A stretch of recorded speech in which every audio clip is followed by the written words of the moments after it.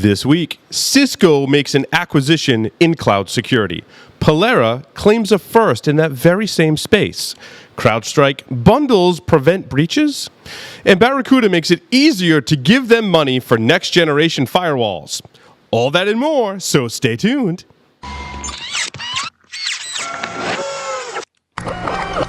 This is a Security Weekly production.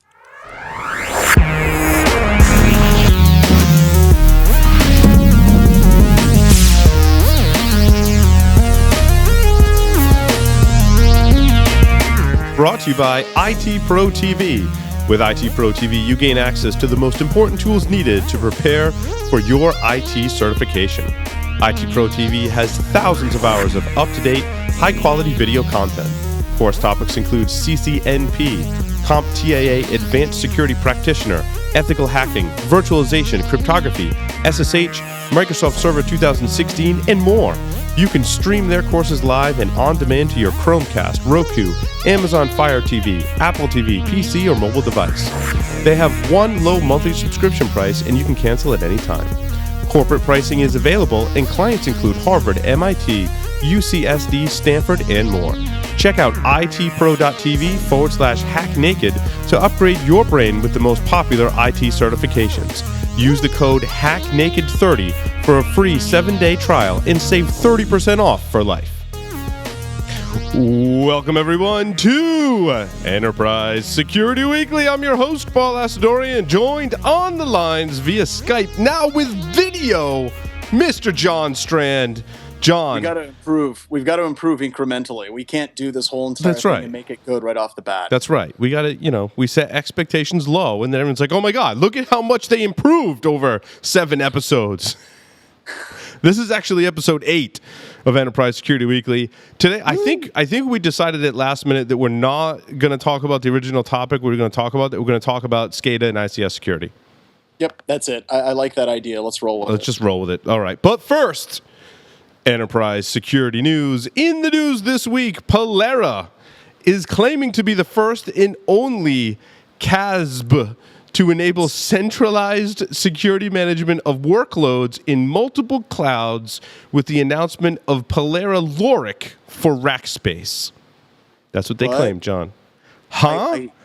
I have to actually unpack that a little bit. So we got CASB with a B. B as in boy. So an A at the end, so we can say they rock the CASB. They rock the CASB. Cloud. So CASB. I had never seen this term before today, and maybe I'm late to the game with this particular acronym. But CASB is Cloud Access Security Broker. Wow. And they got that Lorik thing going for them, too. And I don't know what Lorik stands for. It doesn't even say what Lorik is. It's all in caps. I'm assuming it stands for something. I don't think it said in the article exactly what it... Apparently, I'm going to Google image search it really quick. Yeah. Let's see what we come up with here. Oh, my God. It's John Strand in his underwear. Look at that. Images, we have... Don't Google image search Lorik or John Strand, for that matter. I don't know what the hell Lorik is. It's apparently it pops up in the IM number 4 wiki. And yeah, I have no idea. So Lorik's key features for Rackspace include instant insight into Rackspace adoption and usage, customized reporting capabilities. Of course, everything has customizable reporting capability. Do you want to export in PDF or HTML? That's a customizable report, right? Mm-hmm. Continuous monitoring and enforcement of security configurations. Of course, continuous monitoring has to be in everything. Although one company, Tenable, coined the term, machine learning capabilities. Is that kind of like artificial intelligence? That's just the tip of artificial intelligence. That reeks of artificial intelligence. Yeah. To study activities such as logins. I've got a lowdown on Lorik here if you want it. Yeah. So Lorik automates threat detection to incident response across your entire cloud footprint. It combines security configuration monitoring, threat detection, predictive analytics. That's some straight up precog stuff right there. Automated incident response into a single platform. Lorik does not require any hardware or software and is not deployed in line with network traffic. So it's not on hardware. It's not on software. And it predicts the future, Paul. And it supports another like whole slew of acronyms, including IaaS, IaaS. It's like SaaS, but with an I. Instead of a P. Instead of a P, which is PaaS, right? But it does support the S and the P as well. Yeah, the I, the S, and the P. So infrastructure as a service, platform as a service, and software as a service. This is the new thing. Cloud security companies, or CASBs,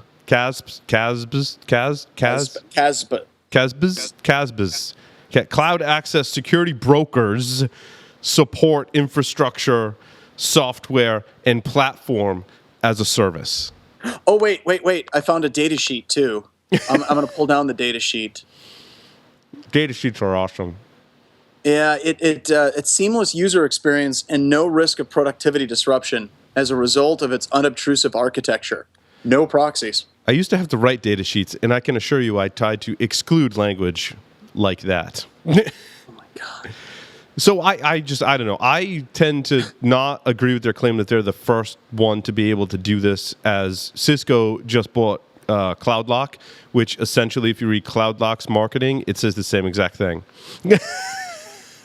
So all your as-a-service cloud providers need security in a unified, and now I'm just talking like enterprise. Now I'm talking to myself. I was there for a minute because John dropped off. Are you back, John? No? Okay. Well, oh boy. John needs to buy a computer. Another computer. Actually, one that works would be good, John. So yeah, I mean, this is a growing trend that we're seeing in security, are security solutions that support cloud. And again, John and I are trying to decipher exactly what that means. There are several of these companies out there that do this and can help you manage all of your cloud instances, not just Rackspace, but Google, for example, as a cloud service. This is where I think the future of security is going, is these new vendors in the space that are providing security for all of your cloud instances. Now, adoption to the cloud is kind of a mixed bag. Some are planning, some are already implementing, some are not planning at all, but I think it's something that everyone's going to have to deal with, and it really comes back to my whole, at this point, age-old adage that our jobs as security in defenders are largely moving towards managing infrastructure, services, and platforms in the cloud, and the security tools to do this. Now John's in the car, are companies like Palerra. John, you there? He's in his... Are you done with your Palerra rant? Because I'm back. I am. I'm done with my Palerra rant, so we may continue now. So I got a question. Is this show slowly turning into issues of John Strand and then us ripping on vendor things? Pretty much. That could equate to its popularity, John. It probably could be. Let's see how they make this work. So backup hot site recovery whenever John's doesn't have a solid network connection. So I just killed my camera just so we can free up some bandwidth here. Excellent. Yeah, so Cisco... Let's move on to CrowdStrike. Speaking of buzzwords. Yeah, I wanted to hear your CrowdStrike take, because I know this is a company that you follow and have for some time. And I don't think they're announcing anything new, John, just a different way to acquire their existing services that include, in their words, a powerful combination of endpoint protection, managed hunting, and threat intelligence capabilities to stop cyber threats. How awesome is that marketing? Because cyber threats are bad. So... really a huge fan of as far as CrowdStrike for their IR stuff and their analysis, but it seems like as far as their detection and stopping of attacks, they've been completely outshined by Cylance. Yes. Over the past few months. You and I have been talking about IANS calls lately, and I very rarely get any customers as part of IANS that say, hey, let's talk about CrowdStrike. And almost everybody is talking about the Cylance product. And I think that's somewhat sad, because CrowdStrike does have really fantastic incident response utilities in their toolkit. So I like them a lot, but it just seems like they're kind of getting pushed a little bit off the podium here. Well, and again, they're not announcing anything new. They're just announcing the packaging of their existing services. So it sounds like they need to announce something new and innovative to be competitive in the market. Well, and doesn't that become a problem? And you've been in the marketplace with a product vendor. Tenable has Nessus. Tenable has Security Center. But I don't see Tenable coming out with a ton of new products every single week. Whenever you have somebody like CrowdStrike, where they have, Falcon Host, Falcon Overwatch, Falcon Intelligence, it seems like they got to come up with a new product. And I worry that many of these vendors become like an IBM, where they have thousands of products and none of them are any good after a while. How do you stay focused? It's not just coming up with new products. It's more coming up, which happens less frequently. It's more coming up with new features for your existing products and how you market and brand them. When you're a smaller company, you can come up with a lot more new features more quickly, right? I mean, our own startup offensive countermeasures, John, we can implement lots of new features and be innovative because we're a small company right now. When you grow to a large company, and you think about releasing new products and features into the market, there's a lot more things that need to happen. There's a lot more software that you're dealing with. There's more customers that you're dealing with.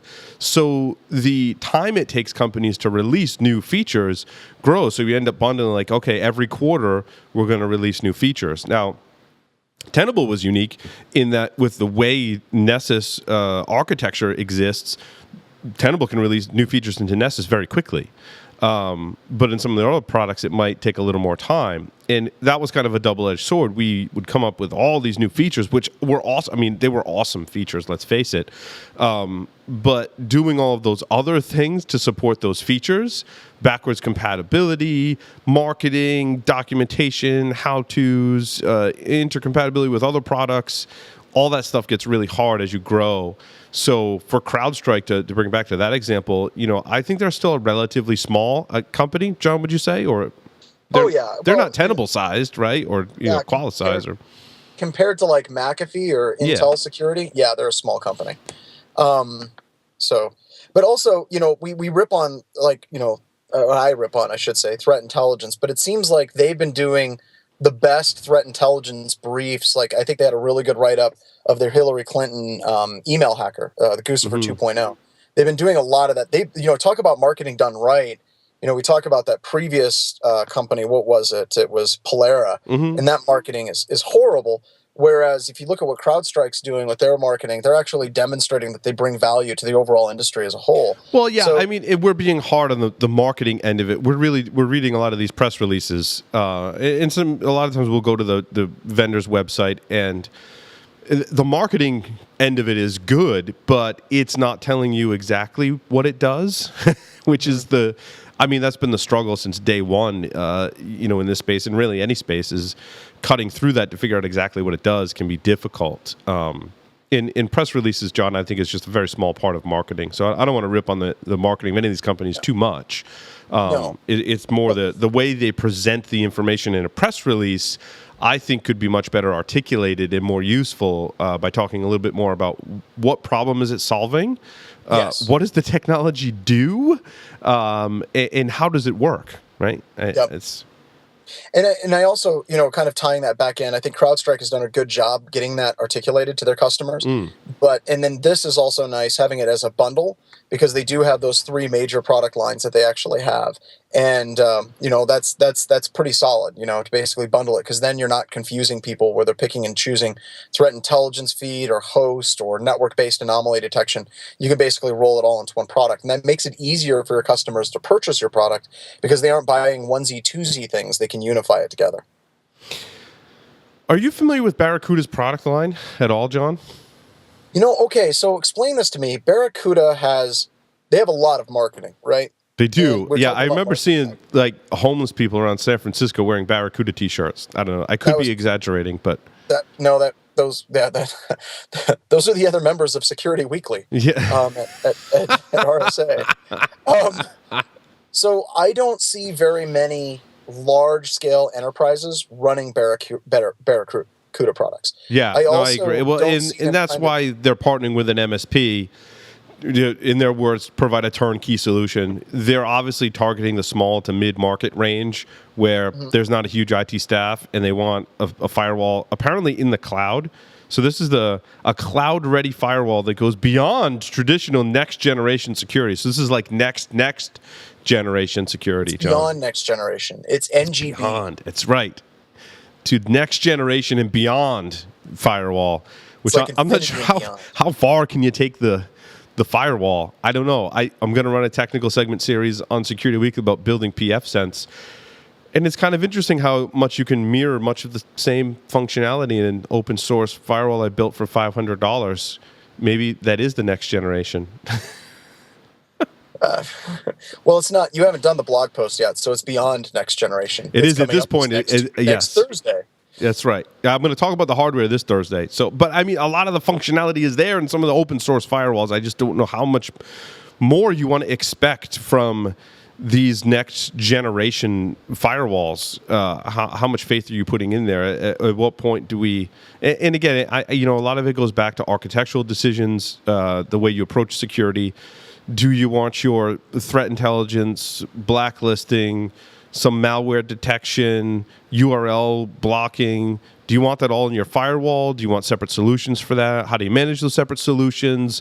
Those are all challenges that all of us listening to the show that we all face. So, and a lot of that's personal preference. I tend to be on the side where I'm recommending not to put all your eggs in one basket in the next generation firewall, because as we've learned, and this is especially I think important for the mid-market where you can get the UTM, Unified Threat Management, right? You can get all that stuff in one thing, but it can't do any one of those things exceptionally well because it's being a jack of all trades and master of none. And I think that this marketplace, right, what Intranis and Barracuda are doing for those like small to medium sized businesses is a huge place, because I think a lot of the larger vendors, like if you're looking at a Cisco, they just flat out ignore that entire marketplace. Because there is, I believe, as much as we like to rip on a lot of these products, like Barracuda says, network security solved and all that crap, there is a tremendous marketplace for like small to medium-sized businesses that do not have IT staff, they do not have a full security team, and they never will. And I think that this is a good kind of mashup between the two. Well, I mean, I wouldn't say never will, but won't for maybe a really long time. Well, I mean, how many organizations do progress to your truly large-sized enterprises? Not many, not many, and a lot of those vendors are pretty well locked into that space already. It's very hard to break into that space. Right. Are we done talking about cloud security management too? No, now it's time to talk about SCADA. No. You got cloud security market. Yeah, you know what? I'm going to pull that link out. Someone wanted to charge me for a paper. I thought the topic was interesting. It was a paper on the cloud security market, which is something we talk a lot. I mean, it's when you had dropped off, it was something I was kind of elaborating on, trying to fill time on. You know, how many of us in security are going to be basically managers of these cloud platforms. So they did a study that talked about AppRiver, Bromium, Fortinet, McAfee, Panda, Ping Identity, Qualys, and CipherLock with an S. And I'm not focused on information such as company profiles, product specifications, price, cost, revenue, contact information. Maybe we'll buy a copy of the report and tell you if it's worth reading. Well, that would be nice if they would just send it to us. But, we've been... Okay, so if we look at this type of report, so a question to you. How much should companies trust these reports? Like we're talking about Gartner's reports. I think they would be in this category as well. Where they're forecasting, where they're doing the Magic Quadrant. How much are these things actually viable for organizations to kind of set their star to and sail after? Well, I mean, and it's hard to find an unbiased opinion. I mean, I'll admit my opinion's not always unbiased either. You know, I mean, we have sponsors on the show, and all these organizations producing these reports have some bias somewhere, right? I mean, I like to think that we disclose our bias. You know, I mean, we talked about Tenable. Tenable's still a sponsor of the Security Weekly show, so there's inevitably some kind of bias. If the information can help you form a decision, that's great, but I wouldn't take the information that's out there at face value. We may say, go buy Tenable or Qualys or Rapid7 or whatever, but ultimately you have to do the evaluation. I think what a lot of times is missing, and this is a great opportunity for those of us in security, what's missing is defining the proper way to evaluate and find the right fit for security solutions. So what is the best way to evaluate cloud security providers, vulnerability management, endpoint protection. I mean, you have to start off with what are your goals? What are your goals? What problem are you trying to solve, right? To use the Michael Santarcangelo thing. That's important. And from there, I think we can get into a lot more details. Okay, so you're evaluating cloud security providers. What should you be looking for? How do you evaluate them? How do you find the best solution for you? I think, and unless our listeners are going to prove me wrong and send us resources that you all know and love and trust that tell you, guide you on evaluating security products, I think that's a gap right now in our industry. Well, but the problem I think with that gap is there's a fundamental lack of knowledge. Like if we look at cloud security, if you remember 3-4 years ago, we were joking about it on the show quite a bit. And cloud security, cloud definitely is a thing, but I don't think that cloud security is adequately defined. And going back to Michael's comment, what problems are you trying to solve? We're trying to impose a lot of security solutions to cloud security, and the problem is that it's not quite the same thing as an enterprise security architecture. And by not quite the same thing, we mean they're nothing alike whatsoever. So I think that defining that problem statement is important, but I still think that there's a tremendous amount of ignorance on what the fundamental differences are, or even fundamental problems is understanding like SIM. I mean, good God, we still haven't gotten SIM down, right? And we've been doing that for 15 years. Some organizations have been doing it longer. And SIM means so many, and it's the same thing with cloud security. SIM and cloud security mean so many different things to so many different people, and each of those topic areas are broken out into at least 4 other subcategories. And that's where things really start to get complicated. And, I think defining the proper process for evaluating security solutions is needed. Maybe we can do some of that here on the show. Well, that's what I was thinking. We're coming up with the Sacred Cash Cow tipping webcast that's going to be coming up this August. And it might not be a bad idea just to create those frameworks, even if they're just spreadsheets, kind of like what OWASP does, and says you're evaluating an AV product, here's your benchmark to evaluate an AV product. You're evaluating here's your firewall, here's your benchmark for evaluating a firewall, and so on. I agree. I like that. Yeah, maybe that's a webcast thing too. Okay. Anyway, we were going to talk about a topic, but now we're going to talk about securing the ICS environment. Oh.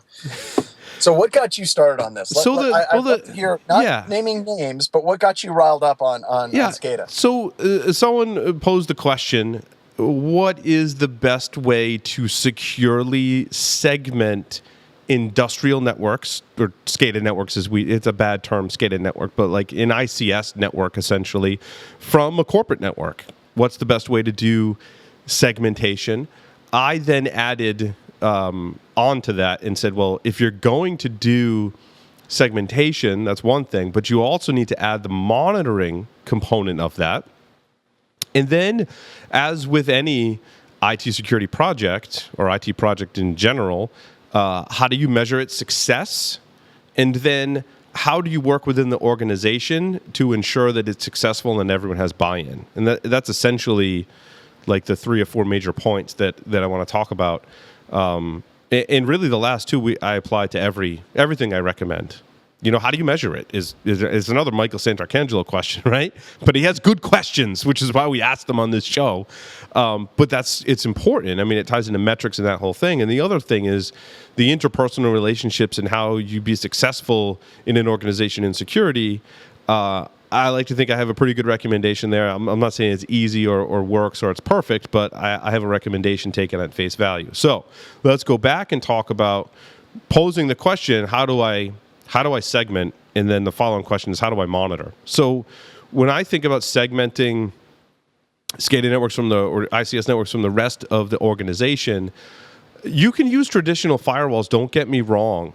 The Cisco ASA or whatever kind of networking infrastructure you have, the caveat there being it's still largely done in software. Like there's still a lot of software involved there, and that makes me nervous because software inevitably has vulnerabilities. When we rely on virtual firewalls and VLANs, we're very much relying on software. When we look at something like an industrial control network, I like to physically separate, and I think the industry largely agrees, that physical separation is key. Now, that's not to say that operations groups aren't running around plugging PLCs into the internet. That happens, which is why you need the monitoring component. And I really need to dig into other vendors in this space. And certainly if people have other vendors in this space, send them to us, psw@securityweekly.com, and we will read them back for you on the show. The one vendor that I really like and know of is called Waterfall Security. Great bunch of guys. I got a chance to meet the founder a couple of years ago. They make a great product. Essentially, you put a firewall inside the ICS network, a firewall inside the corporate network, and that's how communication is done. And it really allows for that one-way communication. So the ICS network can only talk out, nothing can talk in. So there are specific firewall solutions, and there's more than just that one vendor, but there are specific firewall solutions for industrial control networks. So that was my first recommendation. John, I don't have anything to add there. In a lot of organizations, something that does work is you can create a jump host. But if you do create a jump host, an RDP jump host that's connected dual home to two networks, it cannot be associated with the domain of the main network that your users are on. It has to have completely different set of credentials, completely different user access management, recommend two-factor authentication. And if you do that, it actually becomes a far more difficult system to break into if you do have that. Now, also, I think, Paul and I talk a lot about the basics and fundamentals, and the idea of locking down firewall rules and protocols between the two networks is one of the most basic things that should be done. A lot of the networks that we test, that we successfully break into, they don't have that adequate segmentation of the networks at all. And we can basically walk through it, or more importantly, we can get malware on the inside and have it easily communicate outbound. Yeah, and like I said, the firewall solutions for SCADA in industrial control systems are very specific and much more locked down than like a dual-homed host. They're actually solving that problem, the security ramifications and risk associated with the dual homing or traditional firewall. So I think it's a space that people need to look into, and I'm curious to hear more. Now, the other thing I mentioned was monitoring. If you're going to segment networks, you already have the rules of like who should be talking to who and how they're talking, and you want to monitor and look for anomalies that fall outside of that. So if that host is only supposed to talk to that host, or even better, that network should never initiate a connection to that network. That's an easy thing to monitor for. I recommended Bro. And the reason I recommended Bro is because it's a great network monitoring tool, it's a great engine, and it's so extensible. And there's actually a paper written about using Bro to monitor SCADA networks and SCADA protocols. You can write scripts to monitor anything you want with Bro. I thought it was a perfect solution for ICS network monitoring. No, and how much does Bro cost, honestly? And go find some hardware and it's free, right? Software's free. And ultimately, it gets back to somebody that can adequately run Bro. They're usually a little bit higher up the information security technical food chain, and they're probably better at their day-to-day job. And Bro takes time to actually configure and run, but the information you can get is fantastic. Yeah. If you know what you're doing with it. But it requires you knowing what you're doing, first and foremost. Don't expect to throw these SCADA firewalls up on an environment and then magic happens. You have to actually go through and configure and tune them. Now, the third thing that I recommended, I'm like, look, if you've got an ICS network, you probably have some kind of wireless communications. And even if you don't, then your rule should be there should be no wireless communications between these systems and the outside world.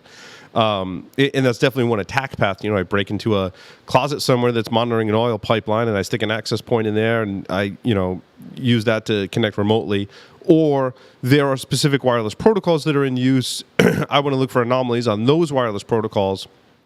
The solution I recommended is a sponsor of the other show on this network, but Pony Express makes a great monitoring device for that. You can put a software-defined radio on that and monitor whatever you want, and then, obviously the Wi-Fi and Bluetooth monitoring is built in. Yeah, and that cost is not very much these days whenever you're looking at SDR tools that are available for people to be able to do that type of monitoring. And the other thing is the out-of-band communication that Pony Express provides, too, that you can actually communicate over cell phone technologies, not GSM, right. To stay away from GSM, but you can communicate over LTE, use a good solid VPN, and it gives you a really nice way of accessing those remote networks. And some people, they scoff at this, Paul. They say, we shouldn't have anybody that's ever doing that type of communication. But look, if I have power stations that are all around the United States and I need to be able to gain access to them, how do you do that appropriately if you don't have actual physical network connections to all those locations? So something like Pony Express really bridges that very well.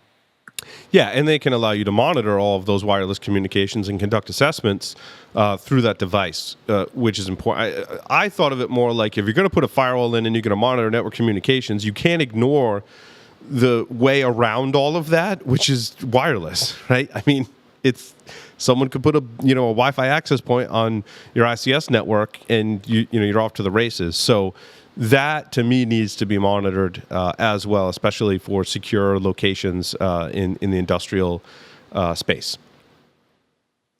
So those are my recommendations. Now, I think with any security solution that we talk about, John, we talk about how to measure it and communicate its effectiveness or ineffectiveness to management. So the example I gave is like, look, if you put this firewall in and you put this monitoring in, management may come to you and say, well, are we NIST compliant? And yeah, you can check a bunch of boxes for compliance. However, the response from me should be, yes, we're using this technology and we can check the box, but make it about the results. Change the conversation so that you're not just looking to check a box, that you're actually showing results. Say, hey, look, with this checkbox, by the way, we're monitoring this network now, and we've integrated this monitoring in with operations and IT operations and security, and we're doing it together. And by the way, last month, we detected 10 anomalies. 3 were security, and they were remediated right away. 3 were not security related, and they were remediated right away. And the rest of the 4 were anomalies we detected, and 2 of those we have a plan to fix within 30 days, and the other 2 we have a plan to fix within 90 days.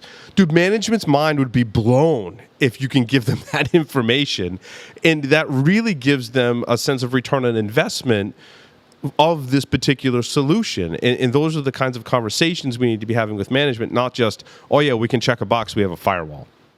Well, and also you talk about compliance. Are we NIST compliance? Are we ISO compliant? That's one of the big reasons at the SANS Institute where we came up with the critical controls, which are now the CIS critical controls. But one of the reasons that we came up with that is you could actually give people an adequate scorecard as far as where they're at. And if things are missing, you can actually see that impactful score. It's amazing how showing managers that your score is like, oh, well, if we implemented these policies, our score jumped from a 2.4 to a 3.2. We're like, oh, well, that number's bigger. That's good job then. Right. But you got to give them like that constant status update. You just can't expect it to be a one and done thing. Because unfortunately, if you're in the security team and you don't actually get in front of management on a regular basis, if you don't actually give them briefs like once a month, like you said, talking about vulnerabilities and actual metrics and how those things are being tracked, then they don't think of you as a problem. They don't think of you as a solution. And a lot of times when managers are looking to cut budgets, it's those quote unquote non-existent or ghost teams that they don't ever see, they don't ever hear what they're doing, that become the first teams to get hit on the chopping block. Well, and here's the thing too, also, communicating value, inevitably management's going to come to you and say, hey, I was reading the news, or I was in a meeting with all these really important people and they talked about this specific vulnerability or this specific attack. Are we vulnerable to it, and how big is the problem?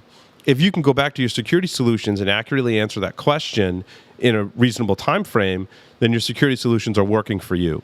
And it also validates, as you were saying, John, that you're not just a ghost team anymore, that you can provide meaningful results to management. And that's what it should be about, is the result, not just we have an IDS. Exactly.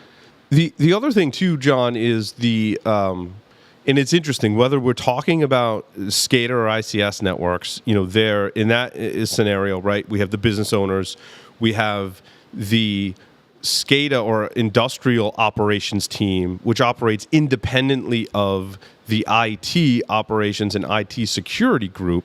So there's almost in that scenario 4 different groups of people that need to come together and agree upon how they'll detect problems, how they will fix problems, how things will be implemented, how much risk is that incurring and how much risk are you willing to deal with? And only when you get all of those groups in the room.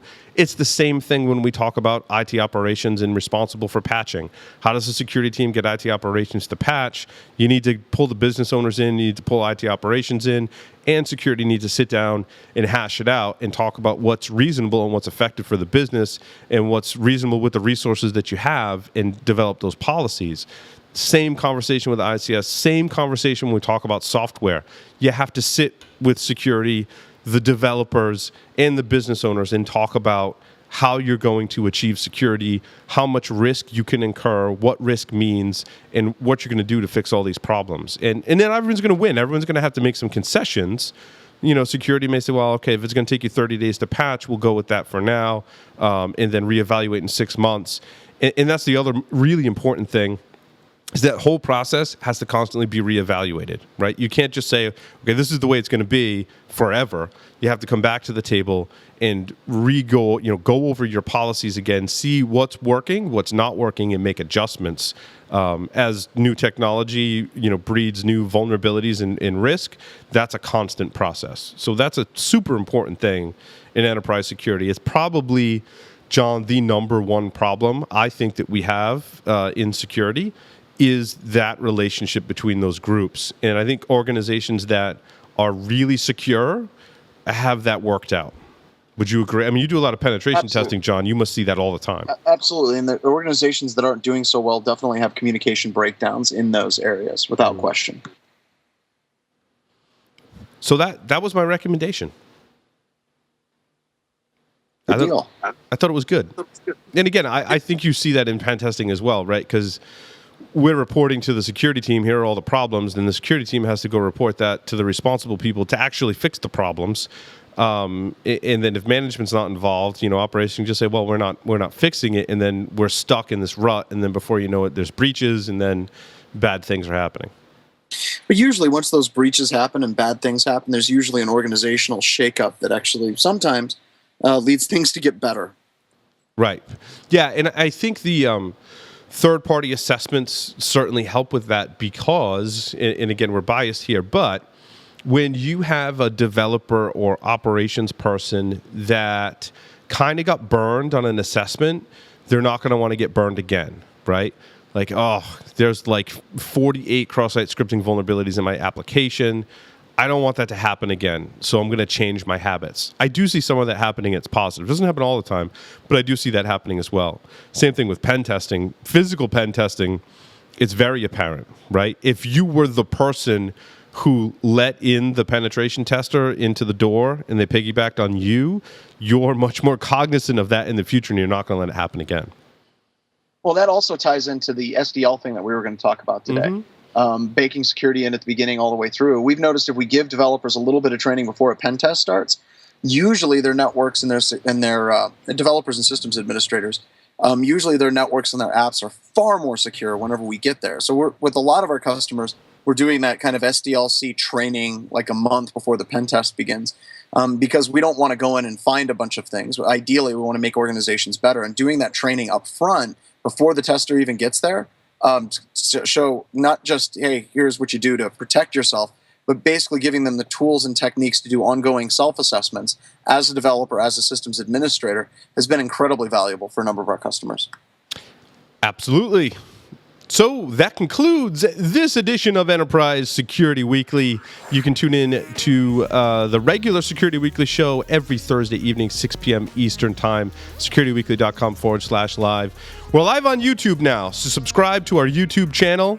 You can go to our website, click the YouTube button, subscribe to our YouTube channel, Security Weekly TV. So youtube.com/Security Weekly TV. You can watch all of our shows and get notifications when we go live. Thanks, everyone, for watching.